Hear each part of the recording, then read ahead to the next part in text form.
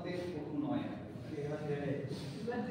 এই জন্য কিন্তু এই কখনো কখনো হয় না যে কিছু একটা ইগনিশন হয়। সমিত বললো বলে একটু মনে হলো যে আমরা আমাদের আসলে এদেশের ইতিহাস চর্চাই হোক বা বিজ্ঞান চর্চাই হোক দুটো এমন সেপারেটেড হয়ে গেছে যে আমরা অনেক কিছু খেয়াল করি না। ইন্ডিয়ান ইনস্টিটিউট অফ সায়েন্সের ইতিহাসটা যেমন আমরা খুব বিস্তৃত অধ্যায় হয়ে রয়েছে, তেমনি বসু বিজ্ঞান মন্দিরের ইতিহাসও আমাদের কাছে খুব বিস্তৃত।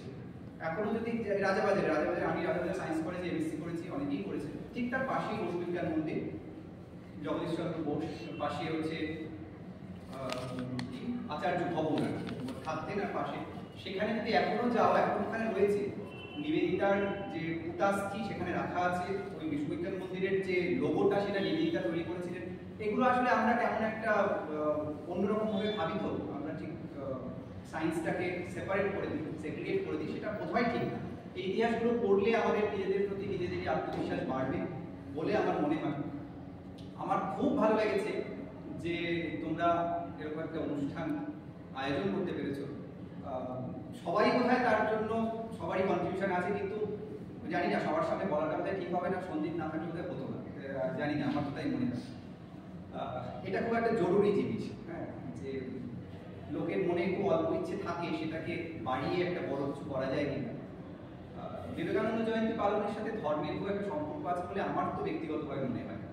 এবার বিভিন্ন মত থাকতে পারে। আমি একটা এই সঞ্জিত বলাতে আমার বললাম, সঙ্গীত একটু একটা উৎসাহিত করেছে। তেমনি সঞ্জিত যখন ফোন করেছিল আমার একটু ওইটারই আমার মনের মধ্যে কাজ করেছিল। আমি একটি কবিতা লিখতে পারিনি, একটা ছড়াই বলা ভালো, একটা ছড়া লিখে ফেলেছিলাম বিবেকানন্দের ছোটবেলার একটা ঘটনা নিয়ে। এই ঘটনাটা আমাদের ছোটবেলায় স্কুল পাঠ্য বইগুলোতে থাকতো, আমি জানি না এখন এগুলো থাকে কিনা।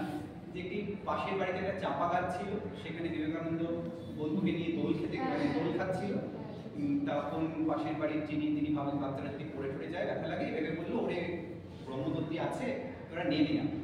তা বিবেকানন্দ তাও তখন কিছু না বলে খানিকক্ষণ পরে দোল খেতে যাচ্ছে, বন্ধুরা যখন বলছে যে কিরে ব্রহ্মদত্তি তো ধরবে, তখন বলছে আরে যদি থাকতো তো আগেই করবো।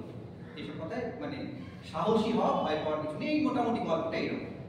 তা আমার সেই ঘটনাটার উপর ভিত্তি করে ছোট ছড়া মতো নিজেই লিখলাম, থ্যাংকস টু সঞ্জিত এটার জন্য। ঠিক আছে, আমি ওইটা পড়ছি, যদিও কি বলবো মুখস্থ হয়নি, নিজে সবে লেখা তো, এই কয়েকদিনের মধ্যে লেখা।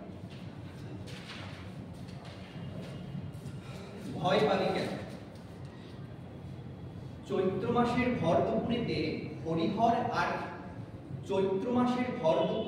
হরিহর আর বিলে যুক্তি করলো গাছে দোল খাবে দুই বন্ধুতে মিলে।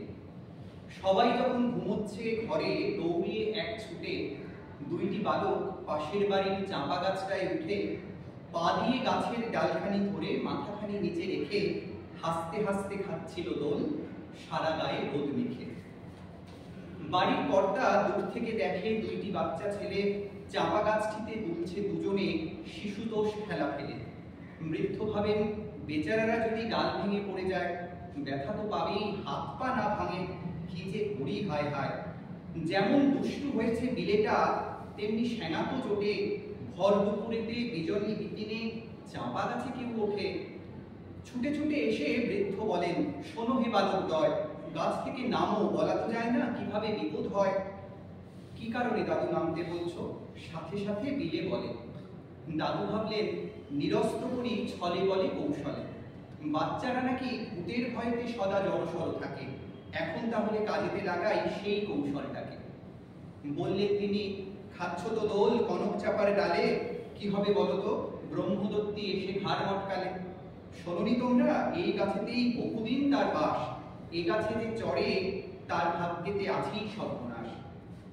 দুধের বাছারা দেরি করো না গো, পালাও এখান থেকে, ভূতেরা কিন্তু তাকিয়ে দেখছে চড়েছে গাছেতে কে কে।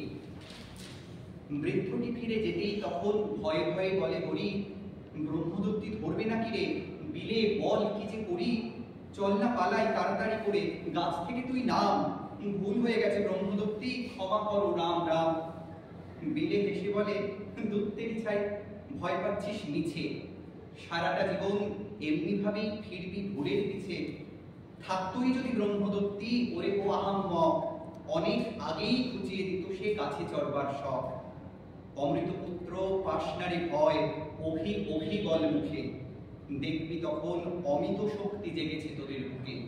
সেই শক্তিতে বলিয়ান হয়ে সম্মুখে এগিয়ে চল, আমি তো শিব এই মহাবাণী মুখে দিন রাত বল।